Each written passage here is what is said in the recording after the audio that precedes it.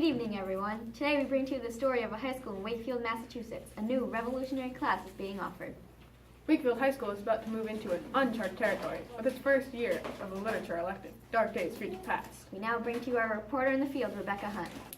Thanks, Shannon and Maddie. My name's Rebecca Hunt, and today I will be interviewing Mr. Drinkwater, the teacher for Dark Days of Future Past. I'm here with Mr. Drinkwater, the teacher for Dark Days of Future Past.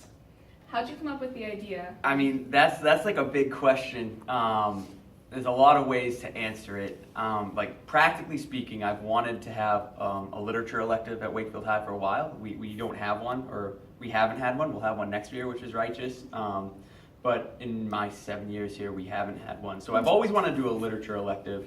And then, I don't know, I've always had like a really lifelong or nearly lifelong interest in the two genres that Dark Days is going to cover. So gothic stuff, which then later kind of turns into horror stuff, and dystopian fiction, which kind of fits under the sci-fi umbrella. So I really have always loved that, and I've always been seeing students loving it. So how did you decide to advocate for the class in the form of a trailer? That was me just being kooky and trying to play around with a video editor. So I tried out Windows Movie Maker, and I don't know, I was just trying to think of a way to get out a general vibe to people, what the class would kind of feel like, or some of like the more iconic images of this type of stuff that we're going to cover. What's your selection process for the books that you're choosing, or are you still choosing? Yeah, it's still kind of up in the air. I have a prospective reading list. I'm trying to balance in both sides, on the gothic side and the dystopian side. I'm trying to balance like the foundational text, like the seminal, like if you read gothic literature or take a course in it, you should read this. So like gothic side, like Frankenstein, Dracula, like definitely in.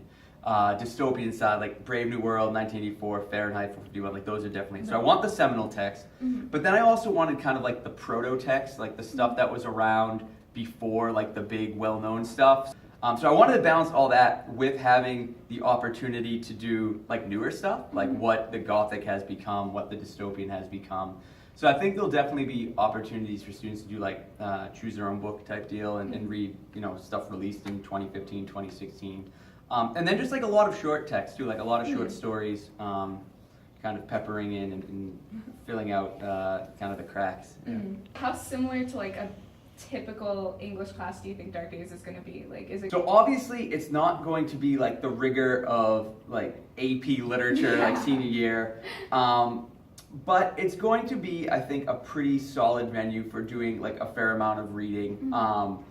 Whereas it's the elective class, we get a little bit more latitude in terms of the types of assignments that we do. So, I mean, every other English class, we're trying to give you like foundational stuff. We're trying to cover the basics. So I'm really hoping to do a lot of like alternative type assignments, like a lot of making our own hypertext, making our own videos, making our own like annotated websites. There will be like papers and stuff like that, but it isn't in place of your standard English class. Right. So we're not going to approach it in the standard English class way, which I don't know, I'm excited for. I think gives us a lot of opportunity. Definitely. Tune in for our next story. Chairs, the hidden danger.